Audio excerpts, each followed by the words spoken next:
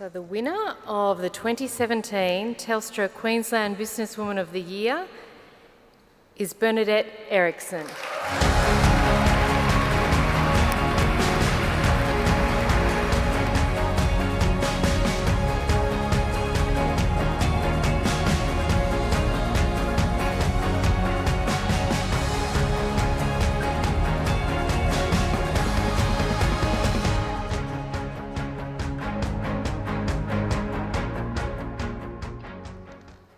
Wow, thank you.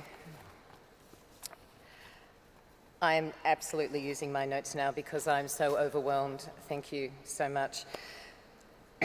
Where do we start?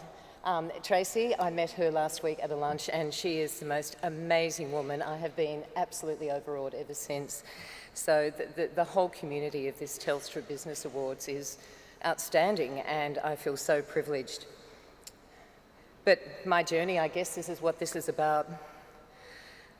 I never thought once that I would be disadvantaged doing my business on the Flavour Creations journey as being a woman, but I found out that it does exist and I don't think we should hide from it or pretend it doesn't occur.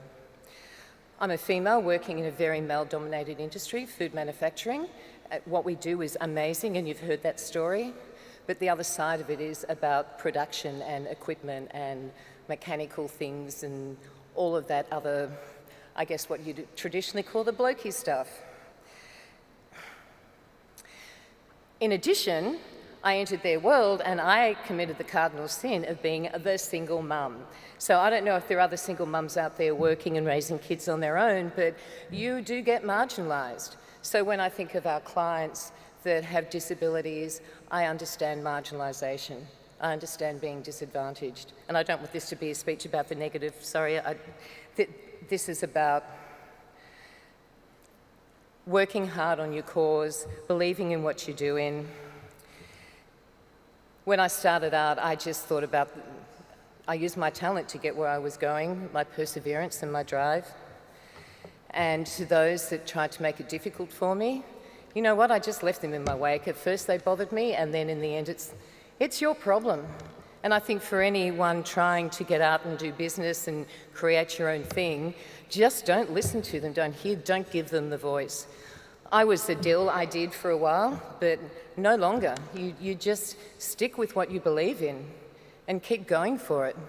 And whether you're a man or a woman, I don't think women are the only people marginalised in this world. Different races, different cultures, men sometimes too. Back to my point, sorry guys. So my business success, I hope it helps other aspiring women. I think we all have a responsibility to create the kind of world we want to live in, and as cliched as that sounds, I think we need to stop having the conversations. I think we just need to get up and act. We need to be doing things.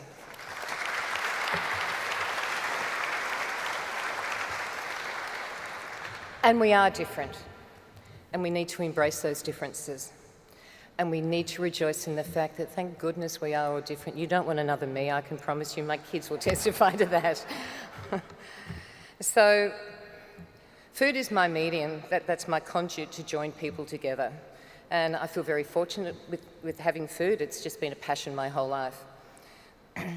It's a wonderful way to unite people. This is what we're doing tonight in between these wonderful awards and listening and hearing these amazing women. We're eating great food. Everyone enjoyed their food and wine? Yes! But I focus on people that are currently marginalised because of their diet and the way in which they eat. I met this beautiful woman earlier tonight. I didn't catch your name, who was telling me about her husband who had a stroke 6 years ago, and it wasn't communicated sufficiently to her. She actually never knew that her husband's swallowing disorder was called dysphagia. So we've got a lot of work to do here. But those clients of ours are marginalised. What happens currently? Food is pureed and it's slopped onto a plate with ice cream scoops. And if any of you here have a loved one in residential aged care, go and look at the food. Because if they're on texture modified food, 60 to 80% of care facilities today and hospitals are serving your loved one food that looks like that. So, what we do, and our products, we've changed the presentation of food. So we have it shaped and moulded into things that resemble their natural or former state, but it's still pureed. Or if it's for our dementia care patients or for kids, if they want things in little shapes, little cut-out stars, or ball shape, or everything has to be yellow, we can actually do that as well. So the difference is our guys can now eat and enjoy their eating experience. Currently, and I go into facility after facility, the food on their plate is slop on a plate. Those residents go and eat in their rooms if they eat. One of the best stories I heard recently, well actually it was last November, we trained a facility down in Victoria. I'm picking on Victoria tonight, but we did have the brain freeze story, so that was good.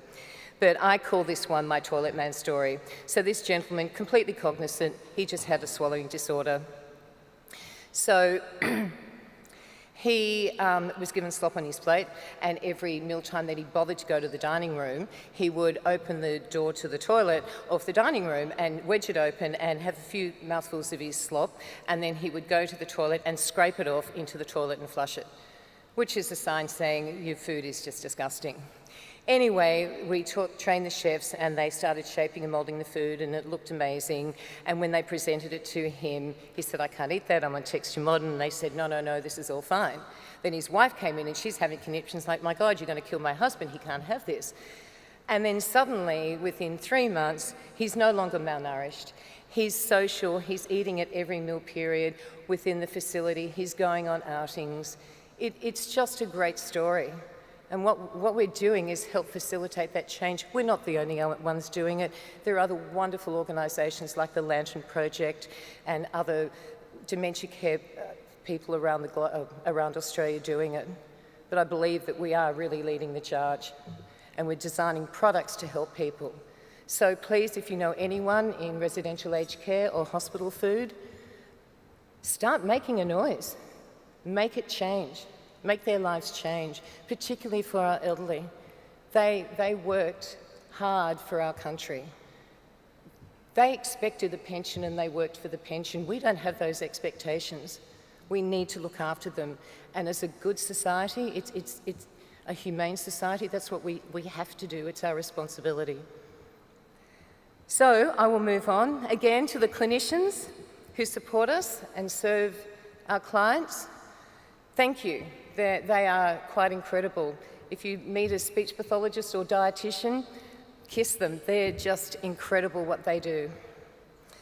To Telstra and the judges, thank you. I'm just overwhelmed, overawed.